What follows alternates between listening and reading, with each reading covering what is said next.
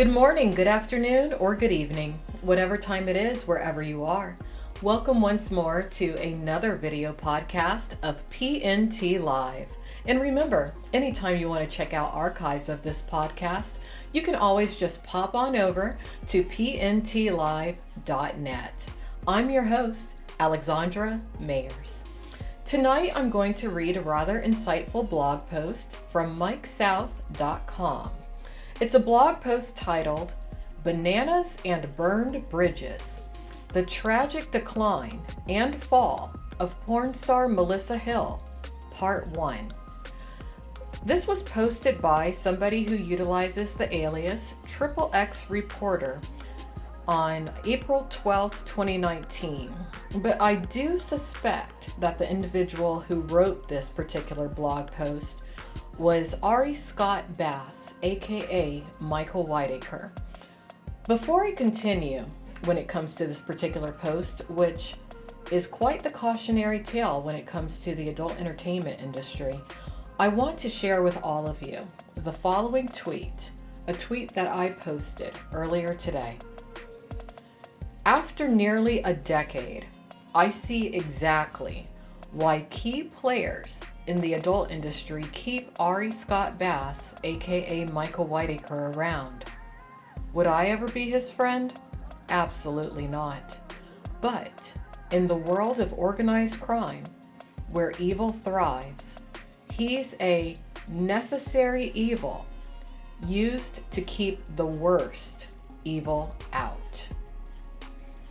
Now, in the future, I will expand a bit on that tweet because I'm sure that it is shocking to many of you that I would tweet such a thing or even read this particular blog post.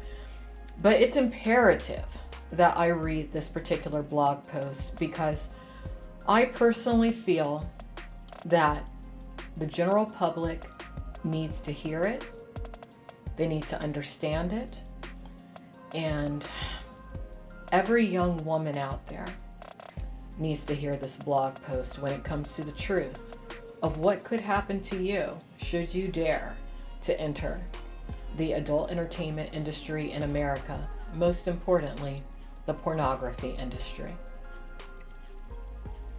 Bananas and Burned Bridges, The Tragic Decline and Fall of Porn Star Melissa Hill, Part 1, by XXX Reporter. From vivid babe to paranoid shrieking tweaker, there are few bridges that ex-porn star Melissa Hill hasn't burned. Hopefully, there's someone left in Porn Valley who cares enough about Lori to get her help or leave her to finally hit rock bottom.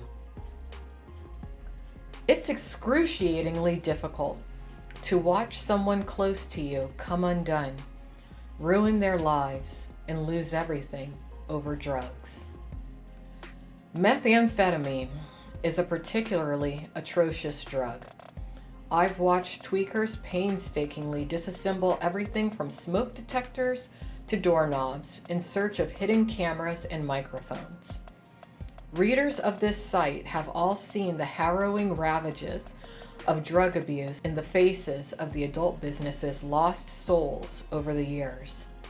One wishes to reach out and warn those at risk, the dabblers who so often lose their way. The scourge of drug abuse is worsened by untreated mental illness in the user.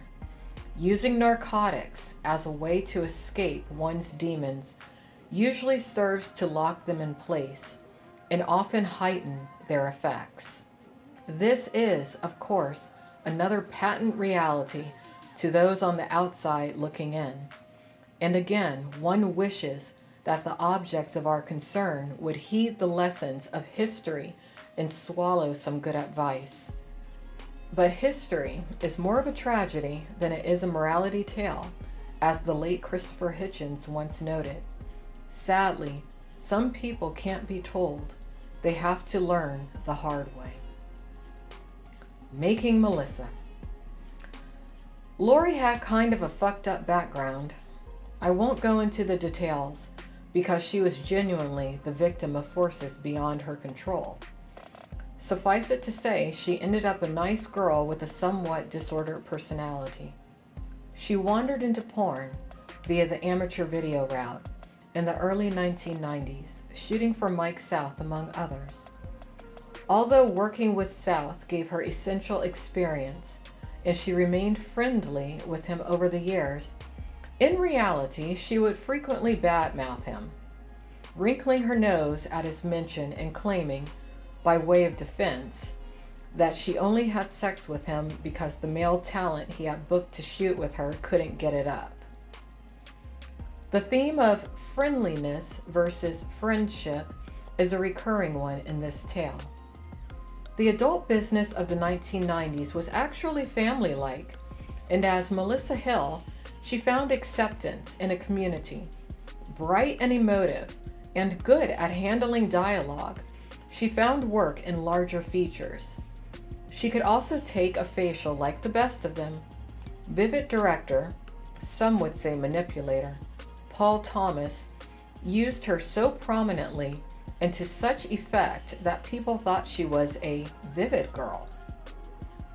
In fact, the right thing for Vivid to have done would have been to sign her alongside Chasey Lane, Christy Canyon, Taylor Hayes, Gentile, and other stars of the day. But Melissa allowed herself to be treated as disposable, and no one at Vivid saw any need to treat her as more than a kind of red-headed stepchild.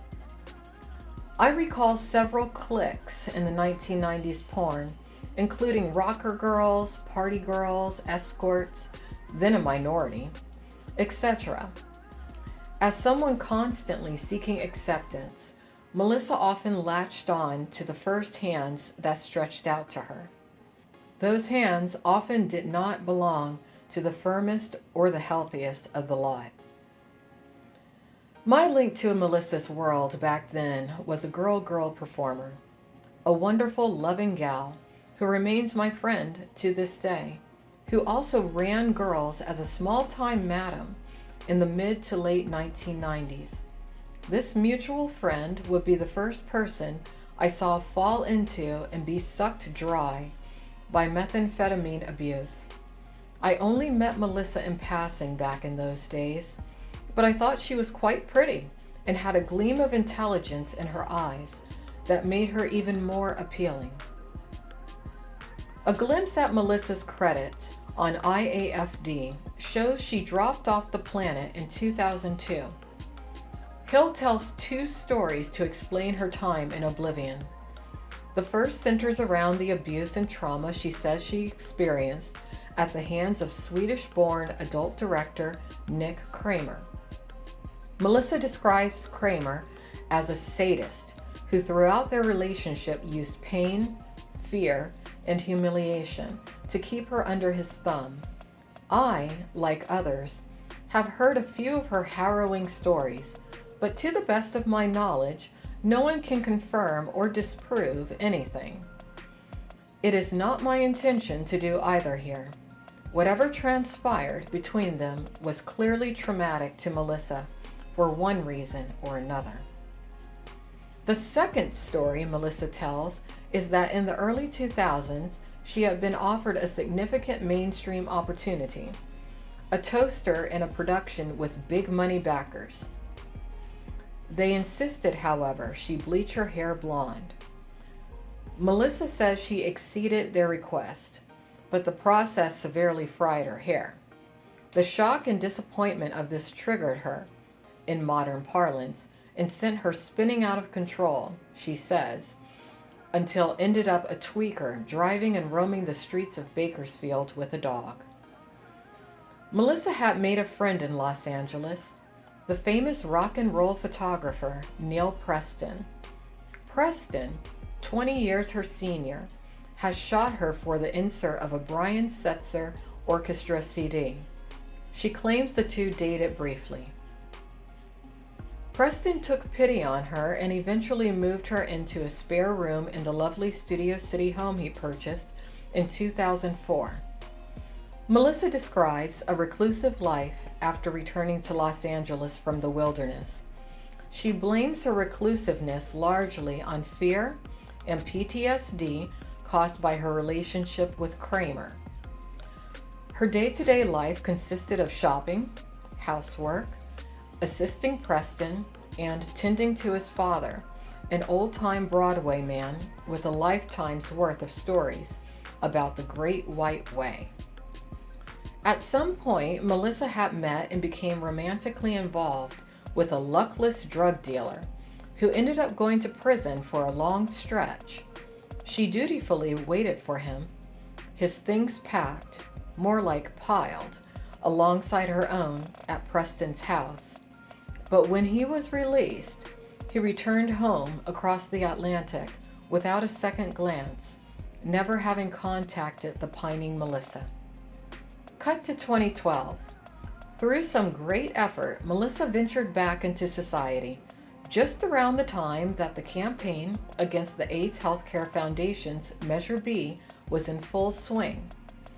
Though she still had trouble getting places on time and missed the chartered bus, she did manage to make it to a protest march that started on Hollywood Boulevard.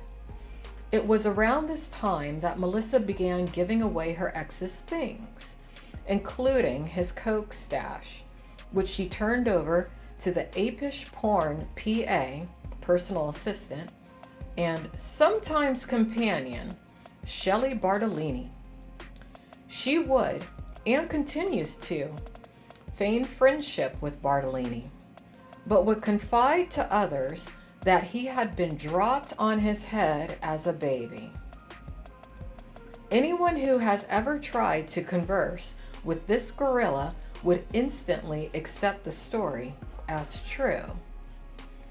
Melissa's mood swings and jealous, vitriolic attacks were jarring, and reportedly it was Bartolini who would in time give Melissa the nickname Bananas. In part 2, Melissa Hill makes enemies, is displaced, and turns to social media to channel her anger and drug-fueled paranoid conspiracy theories. We will meet Todd Bridges of Different Strokes, Scott Baio of Charles in Charge, and others as our tragic tale continues. And again, if you would like to read that for yourself, you can visit MikeSouth.com, one of the longest adult entertainment industry blogs, initially founded by Michael Struther, aka Mike South, currently controlled by, well, it's rumored to currently be controlled by the Luxury Companion.